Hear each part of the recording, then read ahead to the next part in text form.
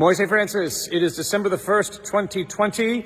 We have made it to December in this most extraordinary of years, something to be grateful for. It is also Tuesday of the first week of Advent, our first full Advent weekday. Yesterday had to be shared with St. Andrew the Apostle, so we have a full weekday of Advent on this Tuesday of the first week. Coming to you from the interior of our church, where you can see our Advent wreath behind me, the first candle is lit. Today we also hear our first weekday reading of that first weekday gospel that deals with Advent itself, in which Jesus basically talks about becoming little children, or being shown as little children the wonders and the glory of what God has in store for all of us. Jesus also then concludes this by saying, blessed are us, who basically hear what we are able to hear and see what we are able to see, because many wished to be able to hear and to see such things and were not permitted.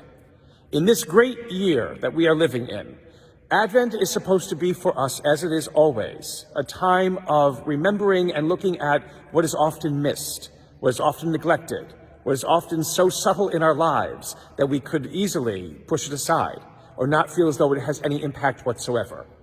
Now, in this great pandemic in which we are continually living, we can become so consumed with it, we can become so focused on it and what it is doing to us, that we can often miss the wonder and the glory that God is showing us through it and within it. What in this time, as we enter into Advent, what in these months that we have spent in this most extraordinary year, is showing us things that we have never seen before, or letting us hear what we have never heard before.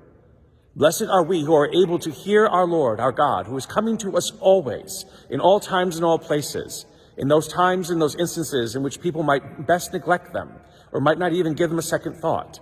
How are we hearing and how are we seeing what it is that God has planned for us? Pandemics do not last forever, but our faith is meant to last for eternity. How does this Advent and the coming of our Lord once again inspire us and enlighten our minds with that wisdom that sees and hears what others fail to see and hear, and allow us to bring good news and glad tidings to all? And may the Lord give you peace.